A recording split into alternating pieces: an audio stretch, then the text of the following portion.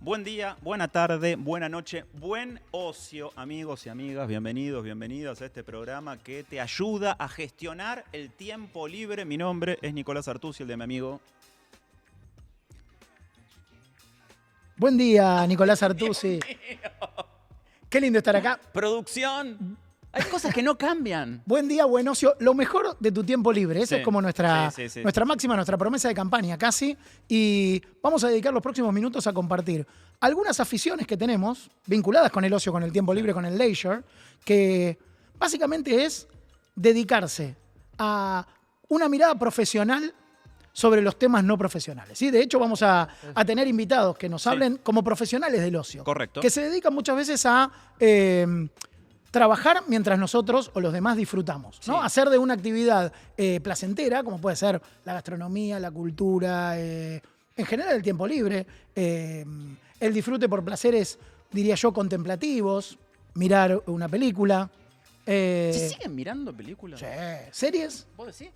Me parece que series menos. Menos que antes. Menos, y creo que películas, no sé, se siguen mirando, pero en un tipo de consumo, y uso la palabra consumo de manera no ingenua, muy distinto.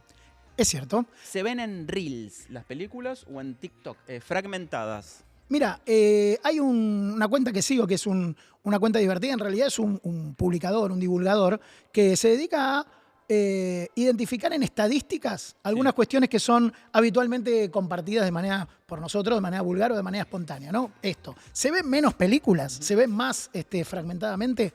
Y recuerdo que recientemente, ya hace un par de meses, publicó algo relacionado con la extensión de las obras culturales. En este caso, habla de la extensión de las series y de las películas. Y la curiosidad, si se quiere, que detectaba es: tienden a tener una extensión similar, la industrial, la que todos conocemos, en las series 13 episodios por temporada, en las películas 90 minutos promedio, que tendió a extenderse incluso contra lo que se supone, porque el que elige mirar una película, quizás sea menos gente, quizá no en el cine, quizá en un consumo doméstico, partido en la sesión, no se mira toda una película de corrido, sino elige mirar, hoy miro una parte, después la sigo mañana, un consumo a demanda, pero decía, se alargó la extensión de las obras culturales que se ven. Sí. Sin embargo, se ven menos que antes. Claro, es cierto. Viste que no es raro ya que las películas duren 3 horas. Por ejemplo. Que solamente duraba 3 horas, qué sé yo, Lawrence de Arabia. Sí. No, El Padrino. Cuando tenían que mandar 50.000 hombres Claro. a la India para hacer una escena. Pero ahora las películas duran más, casi 3 horas, porque entraña cierta lógica. ¿Qué es la lógica de la palabra, creo, más vaciada de contenido, más explotada y exprimida? Después de contenido. Sí, la experiencia. Hay que convertirlo en una experiencia. Si el tipo o la tipa fueron al cine, pagaron una entrada, salieron de la casa, pagaron el teléfono, Sí, en el mejor de los casos apagaron el teléfono, bueno, hay que darle una experiencia que dure por lo menos 3 horas. ¿Sabes que hay un registro también que dice que en promedio los libros son más largos que antes? Bueno, a eso iba, la extensión de las películas, de los libros. Habrá que ver si menos gente las consume y a esa gente que las consume está interesada en una película más larga, o si la experiencia, para valer la pena, debe durar más. Bueno, esto, juro, la producción está de testigo y todo el departamento técnico y logístico no está preparado, pero traje algo para mostrarte a ver si te acordás qué es. Perfecto. No está preparado, No está completamente espontáneo. A ver. Lo tengo en el bolsillo. Uy, este es ¿Lo querés ver? espectacular. No lo sabía. Mira, ¿te suena? ¿Qué trajiste? ¿Lo conocés de algún lado? No, pero una reliquia. ¿Lo conocés de algún lado? Me encanta Acá. eso. Señor director, disponga de las cámaras. Esto, chicos, chicas, esto, aunque ustedes no lo Estaba crean. tirado en un cajón. ¿Dónde Sí, estaba? esto es un iPod. Esto es un iPod. Esto es un aparato que solamente sirve para escuchar música. Música Nada en más. archivos digitales MP3. Sí, comprimido. No estamos hablando de cinta abierta. No, o pero de tampoco maga. de una red social, nada. No, nada. Tenías que bajar los archivos a tu computadora, en el mejor de los casos, si es que no los Sí, habías no, en comprado. tu computadora, de hecho, de la misma marca de la manzana. O a cualquier otra. Ah, bueno, es cierto. Cualquier otra, una computadora. Enchufabas este aparato a la computadora por un cable con puerto USB y arrastrabas los archivos de la computadora al aparato. Y acá tenías la música. Este supuso una innovación muy importante, este iPod, porque como ves tiene una pantalla donde te mostraba la tapa del disco que estabas escuchando. Lo cual no es primera generación, de hecho. No es primera generación. La primera generación no tenía este tipo visor, de pantalla. Claro. ¿Y por qué te traigo el iPod? Por un dato, mira, está en línea con lo que hablábamos de manera espontánea, pero que a mí me impresionó mucho. En el año 2025, la venta de reproductores de MP3 con el iPod a la cabeza, reacondicionados, porque ya no se venden más en las tiendas oficiales, subió un 30%. O sea, un dispositivo que solo sirve para reproducir música digital, que uno debe adquirir o obtener. Correcto. En un dispositivo con una computadora que después se transfiere a este otro dispositivo, pues no la puede adquirir de manera directa, pues no tiene conexión. Eso, y no por Wi-Fi, por un cable, aumentó un 30%. Y tiene que ver de una manera no inesperada, pero sí improvisada en términos de nuestra conversación con lo que veníamos hablando, que es el auge de los dispositivos, y esta es una gran revolución propia del año 2026, unifunción. Unifunción, correcto. Dispositivos que funcionan muy bien, esta es la condición, para una sola cosa. Una particularidad del iPod, perdón, de hecho está en el libro The Perfect Thing de Steven Levy, un libro excelente dedicado a no solo la historia de la compañía, de Apple y a Steve Jobs, sino también al momento en el que la cultura digital avanza sobre un territorio como es la reproducción de música a partir de la creación o el lanzamiento del iPod. Es que hacía muy bien una cosa. Eso. ¿Qué trae el iPhone, que es el posterior a este y que está introducido de alguna manera en ese libro? El libro es posterior a la creación del iPhone, es el sentido inverso. Sí. Una aplicación o un dispositivo que sirve para combinar funciones al extremo de que el smartphone es... bueno, es el epítome, el teléfono la función inteligente, total. Es el epítome. Sí, mi fondo de pantalla es Superman. ¿Qué tenés ahí? ¿Qué? Superman. Sí. ¿Mostrar tu fondo de pantalla? ¿Te animás? Sí, claro. ¿A mostrarlo? No sé si se anima. Mirá, es una obra de arte, mirá. A mí no se anima. Un conejillo. Un conejillo. Ahí está, un conejillo de Jeff Koons. De Jeff Koons, correcto.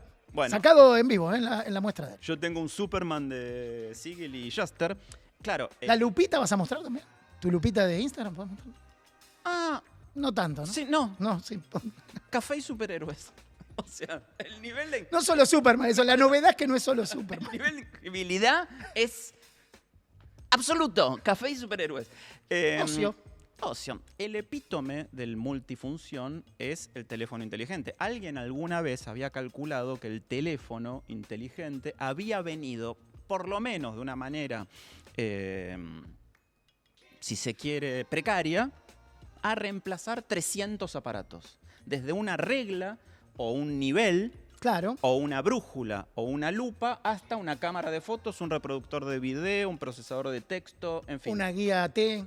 Una guía T, un mapa, todos artefactos físicos muy propios del siglo XX o del siglo XIX que nos auxiliaban en tareas de la vida cotidiana. Ahora la idea es, y no solo el iPod está volviendo con todo, iPod, insisto, reacondicionado porque ya no se venden más de primera mano, aunque hay empresas como la japonesa Sony que volvió a vender su producto Walkman con este formato, un reproductor de MP3 y nada más. Digo, ahora la cosa va por el aparato unifunción en reemplazo del multifunción y en línea también con algo que se llama contralgoritmia, que es el nombre que le pusieron a esto, que es no dejar, por lo menos ingenuamente, o por lo menos no en todas las actividades de la vida, en algunas sí, en otras no, pero que uno como consumidor elija, como consumidor cultural, que el algoritmo decida por uno en términos de consumos culturales en todo. Está volviendo, y aquí Japón es pico de tendencia y pico de consumo, la cámara de fotos. Correcto. La cámara de fotos. O digital, pero funciona cámara de fotos. Como cámara de fotos únicamente. El reproductor de música.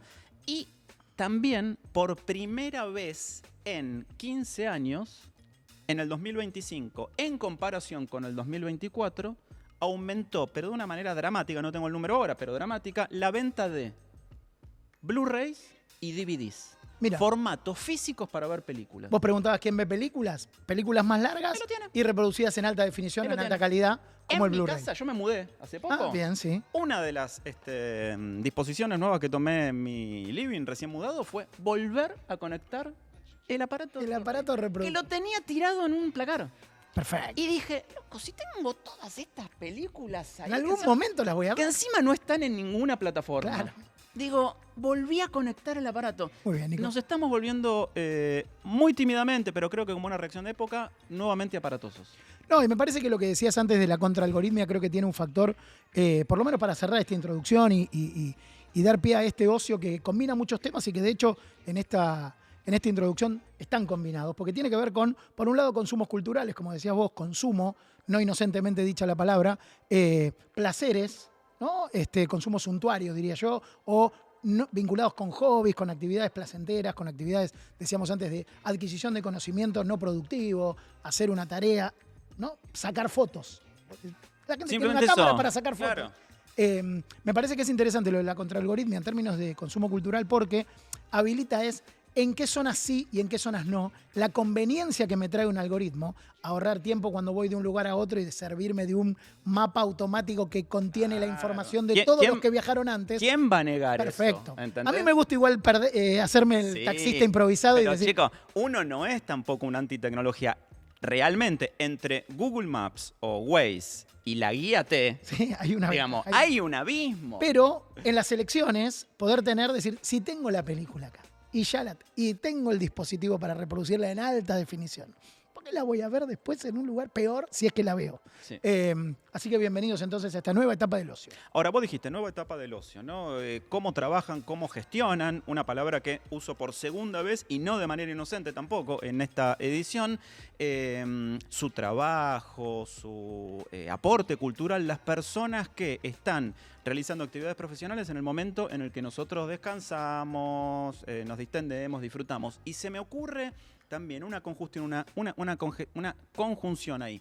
Una reunión cumbre de dos conceptos que resumen, creo yo, el pico de eso, que es cocina y televisión. Claro, totalmente. Así que tenemos hoy un gran invitado. Vamos a dar pie a eso. Esto es Ocio. Vamos a estar seguramente todas las semanas a partir de ahora compartiendo este rato. No sé, yo estoy tapado. ¿Estás muy tapado? Sí. Pero tenés ahora, más productividad con las aplicaciones. No. Delegale a la aplicación. Decile a Cloud que te haga todo. ¿Sabes el tiempo que tardo en buscar cada película? ¿Dónde está? ¿En qué cajita está? Eso te tiene tapado. Bienvenidos a Ocio. Conjunción, cocina, televisión, artes del buen vivir. Claramente, del ocio y del buen vivir.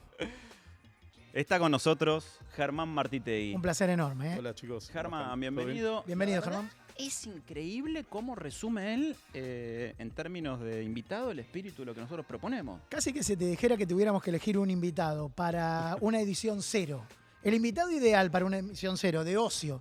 Un profesional del ocio, un profesional de, como decías vos, de las artes del buen vivir. Y esa conjunción entre televisión por un lado, diría yo televisión en términos de entretenimiento, consumo masivo, ¿no? Y gastronomía, alta gastronomía o precisión en el arte culinario. Germán Martitegui, un placer tenerte acá en Ocio con nosotros. Muchas gracias. Lo decíamos antes de empezar, cuando estábamos ahí hablando afuera con Germán, ya no existe en esta época algo parecido al tema del que habla todo el mundo. No, es cierto. Puede ser este año, qué sé yo, el Mundial, eventualmente. Sí. Alguna cosa de la vida Le pasó social. al Oscar, que no hubo tanta repercusión este año como otros años. Pero en términos de conversación colectiva, ya no hay programas de televisión, ni siquiera los reality shows más populares o ficciones mucho menos, que conciten la conversación colectiva, salvo la excepción de MasterChef. Correcto. Que se ha convertido en sus múltiples ediciones, pero tal vez en la última, por la emergencia de las redes sociales y de esta especie de estamos hablando todos con todos todo el tiempo, en un tema central de la vida argentina. ¿Cómo lo viviste vos? Bueno, para mí es muy emocionante llegar a tantas casas y ser tan reconocido y es un gran orgullo como poder entretener a tanta gente, ¿no? Esto que parece como es algo que se dice todo el tiempo, como volver a juntar a la familia frente a un programa de televisión. Parece mentira, pero lo vivo en la calle, ¿no? La gente me para y está el nene o la nena de 10 años, más el papá, la mamá, la abuela, y a todos los une ver MasterChef. Es increíble y es también una gran responsabilidad. Es curioso el caso tuyo, Germán, porque bueno, obviamente en la última edición al menos del reality, la que acaba de terminar, Gianluca, Wanda Nara, ¿no? Los personajes mediáticos que uno conoce, pero tu caso, más allá del perfil de crítico severo y de analista o de jurado más preciosista en cuanto a las técnicas culinarias y demás, que es un poco tu rol, decía, es curioso porque, ahora vamos a hablar de eso, tu referencia sigue siendo el restaurantegui, lo que hacías vos en la alta cocina. Si tenemos que hablar de algo relacionado con el ocio es el fine dining y qué pasa con las tendencias culinarias. Y sin embargo, sos el mismo tipo que es reconocido por esa familia, ¿no? Por ese chico de 10 años que te ve haciendo una suerte de personaje o por esa, no sé, madre, padre que te presta atención para ver qué decís sobre una receta que quiere aprender a hacer o que le gustaría hacer. Sí, esta temporada es la primera en la que yo me auto saqué del papel de súper exigente. Claro. Porque también es cierto que, nada, estás hablando de una milanesa, ¿viste?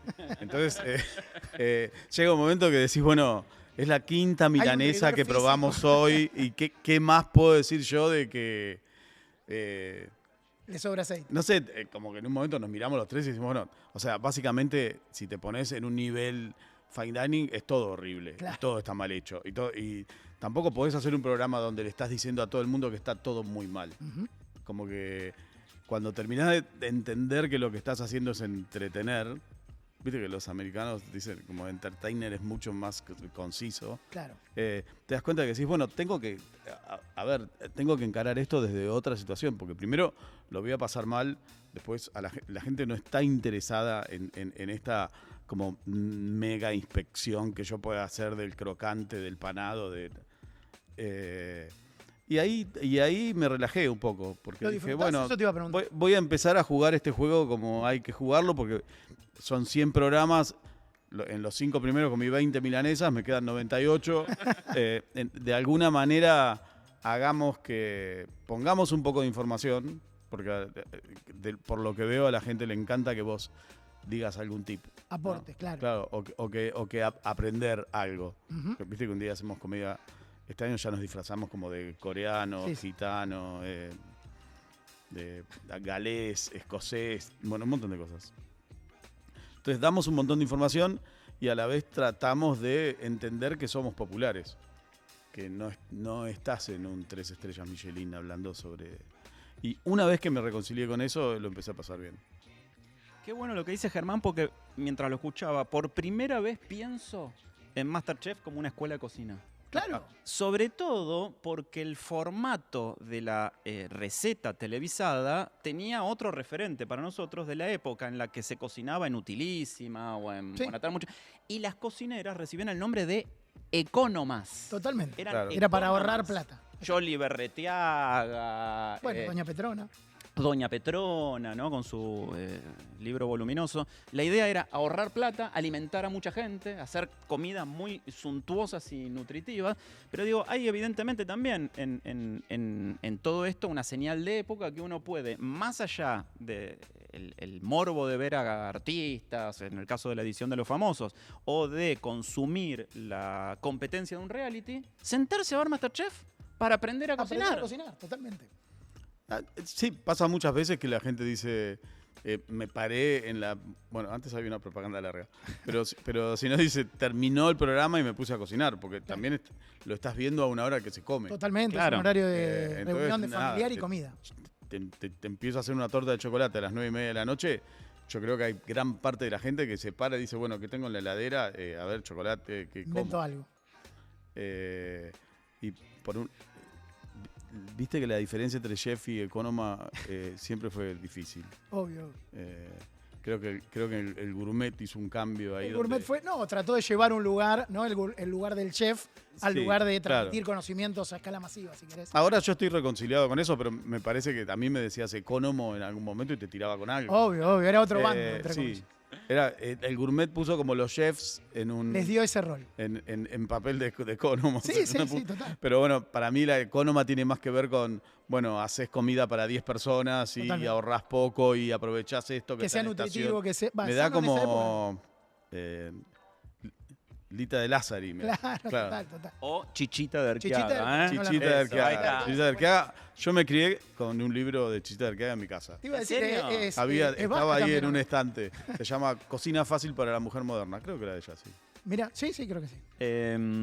No, es interesante pensarlo así porque, claro, uno todo el tiempo, las personas que cocinan están buscando referencias. Hoy parece un poco obsoleto el objeto libro de cocina, el libro de recetas, pero fue un fenómeno editorial hasta hace por lo menos 5 años que era impresionante. Impresionante.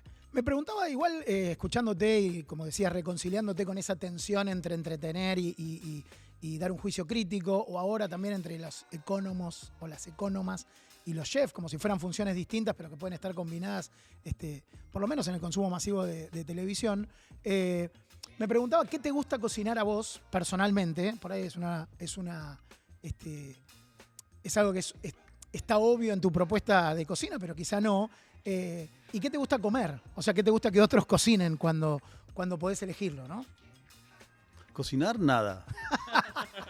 ¿Ya nada o nunca no. Nada? No, obviamente yo tengo una carrera universitaria y empecé a cocinar como un hobby. ¿Qué estudiaste? Relaciones internacionales. Ah, mira. Y empecé a cocinar como un hobby. Empezaba a cocinar el viernes a la noche y invitaba amigos a comer el domingo a la noche. Así que cocinaba todo el fin de semana sin parar. Para recibir. Y tenía una mesa que entraban 6, así que venían 6 a comer. Pero era un trabajo inhumano lo que hacía conmigo mismo. Tomaba clases con Beatriz Chomnales, que cumplió 96 años ahora. Y nada, y cocinaba como loco. Después, cuando se vuelve tu profesión o estás todo el día atrás de eso, la verdad que hay varios procesos, pero entrar a tu casa y decir que hay días que yo llego del restaurante y me doy cuenta que no comí. Ni querés comer. No, y sí querés comer. Les voy a hablar de dos partes. Una prepaternidad y otra pospaternidad. Okay. La prepaternidad llegaba a la 1 de la mañana y me daba cuenta que no había estado entre comida todo el día y no había comido nada. ¿Y ahí qué hacía? Y abría la heladera y no había nada. Y era terrible. Ganas de cocinar era terrible. Ganas de cocinar tampoco, no había nada. Bueno, he contado algunas veces que sí, por eso, alguna. terminaba en una pizzería, que creo que es la pizzería más barata de todas, pidiéndome una pizza. Así que nada, en casa de herrero, cuchillo de palo, eso es cierto. Cuando sos padre hay otra estructura, claro. Tenés que ocupar de alguien. Sí, y ahí recuperé un poco las ganas de cocinar también. Porque cocino con ellos, para ellos. Okay. Estoy súper orgulloso que por él estoy cocinando algo y pasan y me roban un brócoli. Y digo, ¿qué chico robará un brócoli? ¿Qué otro chico que no sean los míos robará un brócoli como algo tipo... Una golosina. Claro. Y ahí la cocina tiene algo también como de nutrición, ¿no? Entonces, bueno, cuando estás nutriendo a alguien que amás y que tenés que cuidar, ahí vuelve a salir naturalmente esa situación. El Cone hablaba al principio de Fine Dining. Muchos tuvimos como primera referencia, hoy está en otra etapa, pero como primera referencia a Tegui. Tegui primera versión, ¿no? La de Palermo, acá entre nosotros. ¿Cuánto hace de ese Tegui? ¿En qué época fue? Estoy medio mareado con los años. Principio de los 2000. Casi 20 años. Casi 20 años, principio de los 2000. Después, cerró en el 19, igual. Claro, después... No hace tanto finalmente, ¿no? Y ahora volvió a abrir. Claro, en otro lugar, en otra locación. Sí. Después tuvimos nosotros una suerte, o muchos de nosotros, una suerte de peregrinaje por Olsen. En una época también, cuando estaba todavía a inaugurarse Palermo Hollywood. Es cierto. ¿No? Era como que había que ser audaz para cruzar Juan B. Justo, claro. Pero en aquel entonces, en el Tegui primera generación, y perdonen el monotema, chicos, perdónenme. Me acuerdo que Germán fue uno de los primeros que se preocupó en toda la Argentina por dar un buen café. Vos ibas a comer a Tegui y había filtrados al final. Y me acuerdo de haberlo conversado en aquel entonces y que Germán dijera, bueno, algo muy, lamentablemente muy usual de los grandes restaurantes es que tenés una propuesta gastronómica espectacular y después te traen un espresso quemado. Y eso es imperdonable. ¿Cómo pensás, cómo diseñás, o por lo menos en aquel entonces y ahora, toda esa experiencia? Hay algo de... Bueno, Tegui desde el principio... bueno, creo que fue de los primeros restaurantes que fueron 100% argentinos en cuanto a producto, a vinos y a todo lo que se mostraba. Y lo que tratamos de hacer todo el tiempo era como hacerte vivir una experiencia distinta o hacerte probar cosas diferentes. En ese momento era más fácil porque casi nadie lo estaba haciendo. Entonces hacías como un viaje por distintos sabores y distintas maneras de cocinar capaz que el mismo producto, con una técnica diferente. Y como termino de entender que experimentábamos mucho con temperaturas, ponele. Cuando termino de entender que un café a 65 grados por ahí tenía un sabor completamente diferente a como lo toma mi mamá, que lo toma hirviendo, ponele. Claro. Terminé de entender y digo, bueno, terminemos con un café, pero que sea... Me acuerdo que era un café que venía de Perú en ese momento, que lo cosechaban, creo que no sé, a 1200 metros de altura. Había toda una explicación y la gente se quedaba maravillada con eso y viendo pasar pasaba por ese filtro de papel. Viendo el filtrado, justo. Sí. Claro. No, es espectacular y también. Se quedaban así y le decíamos no. Fui bastante cruel con la gente también en un momento. O sea, no había azúcar. Claro. Acá no hay azúcar. Total. O sea, no se toma con azúcar, no hay azúcar, punto. Ya está. Era... Mandatorio. Mandatorio, digo. Sí, y creo que mucha gente descubrió así como una forma distinta de tomar un café. Que quizás no era un café para comértelo con una medialuna a las 8 de la mañana. Era una... Yo lo veía, muchas cosas en Tegui yo las veía que eran para ese momento específicamente, ¿no? Que no se podían trasladar a otro ámbito. Y la particularidad de, si querés, la distancia temporal, un poco que traía Nico, ¿no? De cómo era en aquel momento un lugar que fue pionero. Vos hablabas de no solo técnica, sino también producto argentino, que era una novedad también porque había poca competencia o había un entorno muy distinto a lo que pasó en esta década y media, casi 2 décadas desde que arrancaste con eso. Y cómo te lo planteas hoy también con, eventualmente, las dificultades que puede tener, quizás las tenía también antes, un fine dining en Buenos Aires, no solo por contexto económico, sino por contexto cultural, que la gente disponga de ese dinero, ese tiempo, esa voluntad de entregarse a un placer gastronómico durante N cantidad de horas, a la experiencia completa, como decías vos, de probar o de participar de una propuesta como Tegui, ¿no? Sí. Hay mucha presión cuando vos competís con un recuerdo. Okay. O sea... A mí la gente me habla de Tegui como si hubiera sido perfecto. O sea, en Tegui pasaban las mismas cosas que pasan en todos los restaurantes. A veces nos atrasábamos, a veces algo se nos quemaba. O sea, quedó como el recuerdo de, ay, Tegui era espectacular, era increíble. Digo, vara alta. ¿Cómo competís contra eso? O sea, porque no era así. No sé, habrá estado muy bien, yo supongo que está muy bien, estoy orgulloso de lo que hicimos. Pero bueno, estás compitiendo contra un... Tegui debe ser la marca como más conocida de restaurante de toda la Argentina. Uh-huh. Gracias a MasterChef, estoy en la quebrada de Humahuaca y hay alguien que vive ahí que nunca salió de la quebrada que me dice, Tegui, qué bueno Tegui, ¿entendés? Okay. Es como un restaurante del que se ha hablado mucho, pero básicamente eran 38 sillas. Claro. O sea que muy poca gente puede haber estado en Tegui. Hay dos cosas. Hay como una revalorización de las cosas argentinas que tiene mucho más que ver con el bodegón que se está haciendo hoy, ¿no? Sí. Como el buñuelo... buñuelo de acelga. Buñuelo de acelga. Todo el mundo hace buñuelo de acelga, ¿no? Bueno, nombraste la milanesa varias veces por lo de MasterChef, también la milanesa. Sí. Nunca hicieron un buen buñuelo en MasterChef. ¿No? No. Pero no sé si hay gente como tratando el producto argentino como nosotros lo tratábamos. O hay muy pocos. Uh-huh. Básicamente porque es muy difícil y es muy caro. Claro. Cada cosa que vos... yo sigo haciendo Proyecto Tierras, que es este programa por la Argentina. Cada cosa que vos quieras traer del interior, sigue habiendo los mismos problemas logísticos que había hace 20 años como cuando empezamos. Claro. Nosotros en Tegui, cada cosa que traíamos, había cosas que estaban, no sé... los palmitos estaban cortados a la mañana, se subían a una camioneta... Iban hasta Misiones, se subían a un avión, llegaban a Aeroparque y yo los mandaba a buscar en una moto a Aeroparque. Todo eso en un solo día. Delirio logístico igual, ¿no? Claro, por eso cuando decís, bueno, el fine dining es caro. O sea, no sé qué es caro. O sea, te estás comiendo un queso que una señora hizo hace 2 días a 4.000 metros de altura en Jujuy. Y lo estás probando ahora acá.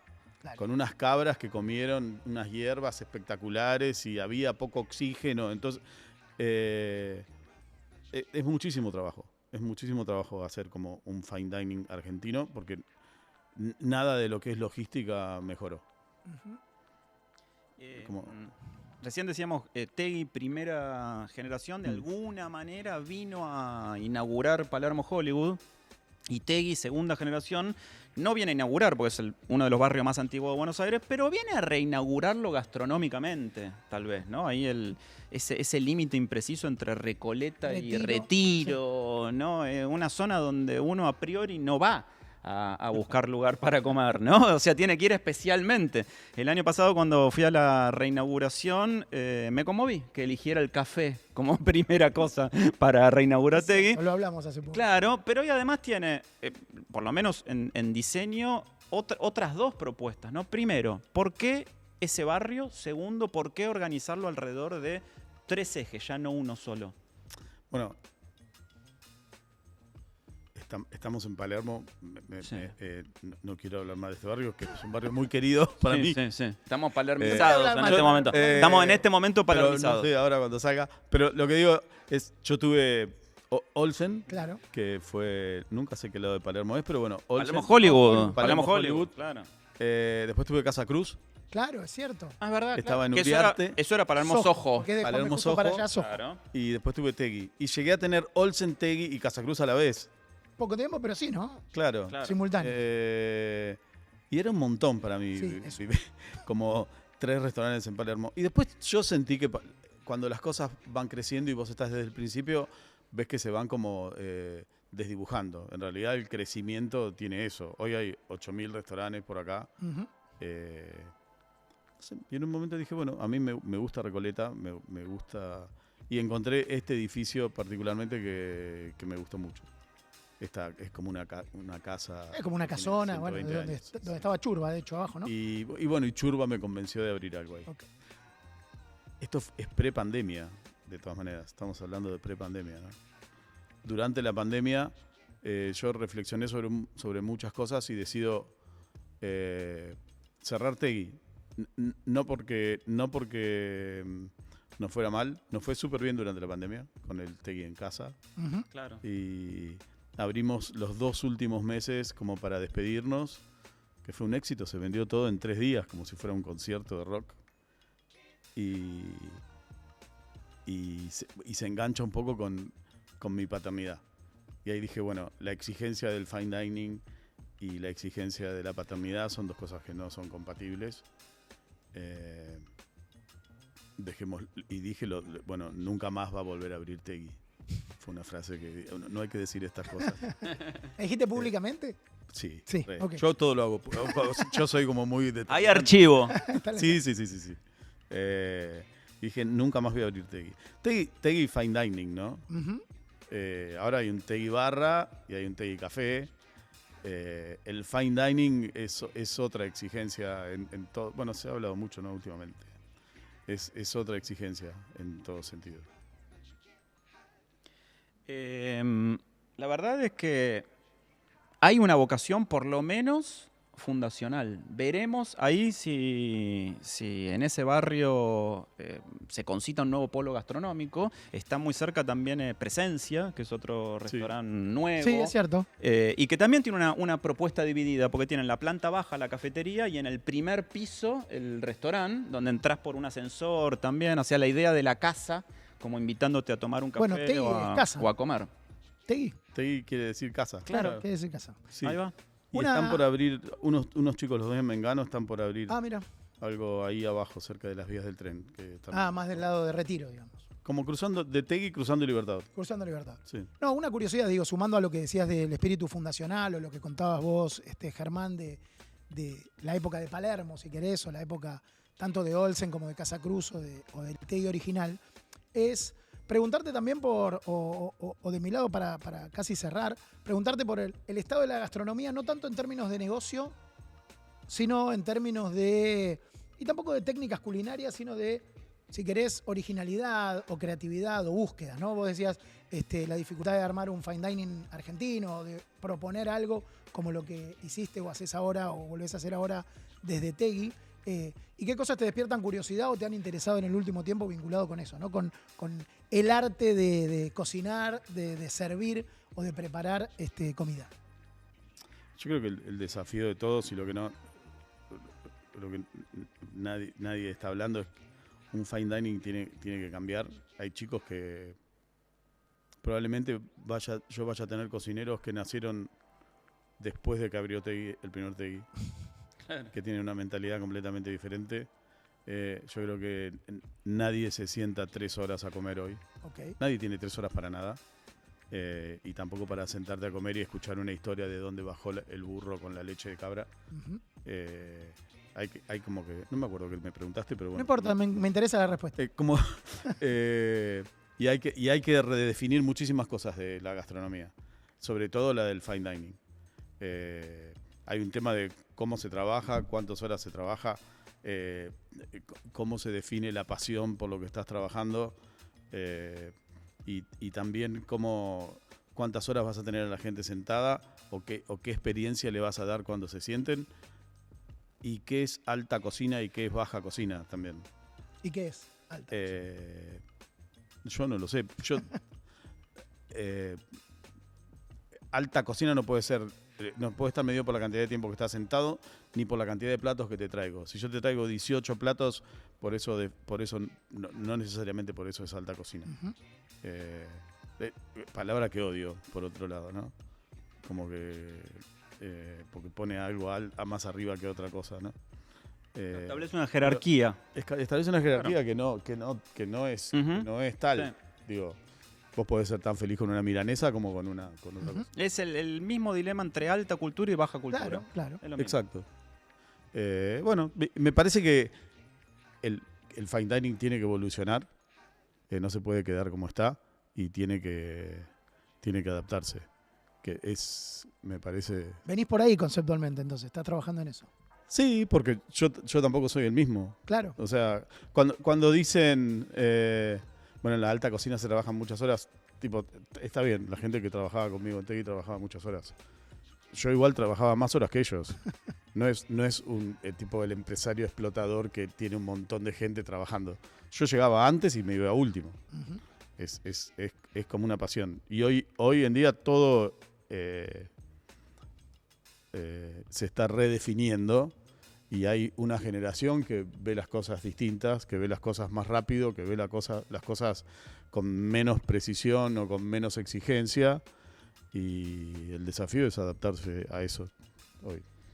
Propongo que el próximo encuentro sea alrededor de una milanesa y un buñuelo de acelga. Sí, bien hecho. Hay que buscarlo, ¿eh? Bien hay que hechos, buscarlo. Así lo buscan ustedes. Lo vamos a invitar nosotros a comer a Germán. Me parece gracias, Germán, por haber venido. Gracias a ustedes. Muchas gracias, Germán Martitegui. Hoy aquí en nuestra edición de Ocio, que no termina acá. No termina, ¿eh? No, ¿sabes qué? Hay más tiempo para perder todavía.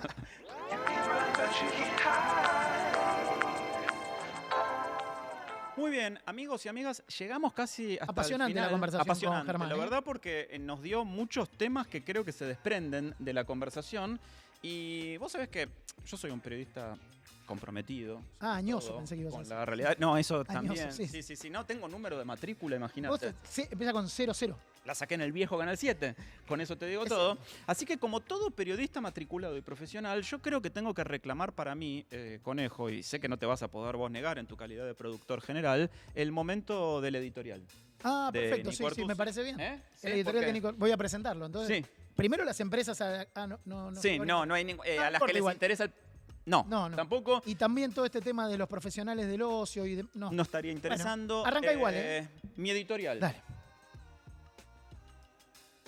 Gracias, en serio. Muy bueno. Nos enseñó Lalo Mir, y lo decíamos en otra edición de Ocio, que hacer silencio súbito en un medio de comunicación es equivalente a gritar. Y por eso... A ver, ¿qué trajiste? Te traje este volumen. Te lo regalo, te lo traje de regalo. De verdad no. Nuestros silencios. Es hermoso, el título. Es un homenaje, ¿no? Sí, ella es una psicóloga francesa, Laurence Joseph, que desde el punto de vista de la filosofía, la psicología, la mitología, la literatura, la cultura popular, analiza en pocas páginas, este ensayo está recién publicado acá en la Argentina, qué significa el silencio, ya no, y lo hablábamos el otro día, como negación de la palabra, sino como complemento. Perfecto. El ejemplo es claro, cuando uno lee música, yo no leo música, no tengo la menor idea, pero ella explica que los silencios valen tanto como las notas, ¿no? Ocupan un espacio dentro del pentagrama como lo ocupa algo que existe. Y mientras escribía esta nota me puse a observar yo la pantalla de la computadora y dije, claro, con los signos de puntuación pasa lo mismo. Cada espacio, cada coma, punto y coma o punto, lo que marca es un silencio. Si no existieran esos silencios, todas las palabras estarían juntas y sería ilegible. Bueno, esto es lo que postula este libro, justamente. La importancia del silencio ya no como la negación de la palabra, aunque hay algo muy interesante también, que es la historia de las primeras referencias de las diosas romanas, porque hay una diosa romana, que es la que aparece primero, que es, y lo quiero decir exactamente, porque no quiero hacer enojar a ningún mitologista, que es la diosa Angerona, que es la diosa que sabe el nombre secreto de la ciudad de Roma y entonces decide callar. Y por eso aparece ella en toda la mitología con una mordaza en la boca. Y después está la diosa Tácita, que por el contrario fue objeto de un acto de violencia, de una violación, qué sé yo, y está obligada a callar para que no pueda conocerse el nombre de su agresor. Entonces, esa tensión todo el tiempo entre un silencio voluntario y un silencio impuesto, de alguna manera marca no solo la psicología, sino la conversación social, dice ella, pero sobre todo le da una importancia capital al silencio en función de las palabras. Nuestros silencios, ¿por qué callamos? El libro de cabecera de Ernesto Martelli.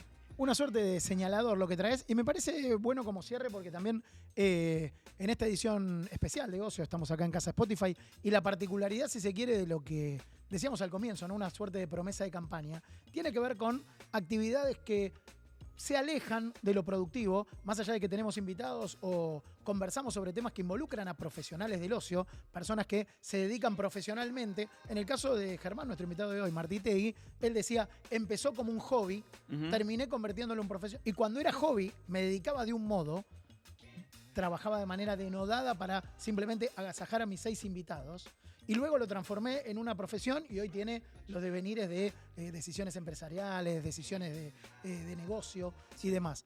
Pero responsabilidades. Pero la particularidad, digo, de un libro, o un libro como este dedicado a los silencios, es ese contraste entre lo que consideramos productivo, lo que consideramos hablar, y lo que consideramos algo que es la negación de eso, en este caso el silencio o el ocio. Ocio. Usted ya lo dijo. Ya lo dije. ¿Vos estudiaste latín en el colegio? Sí, claro. Me imaginaba. Claro. Sí, lo sabía. No, lo sabía. Le estaba dando un pie para que se luzca. Sí, claro. Querido Conejo, nos encontramos en una próxima edición de Ocio. Toda esta temporada haciendo ocio acá en Wine Explorer, seguramente, y con la particularidad, si se quiere, de dedicarnos a explorar lo mejor del tiempo libre. Solo por cumplir con cierta rutina que nos importa únicamente a nosotros, les digo que mi nombre es Nicolás Artusi, el de él es Ernesto Conejo Martelli. Chau, salgan y... coman rico.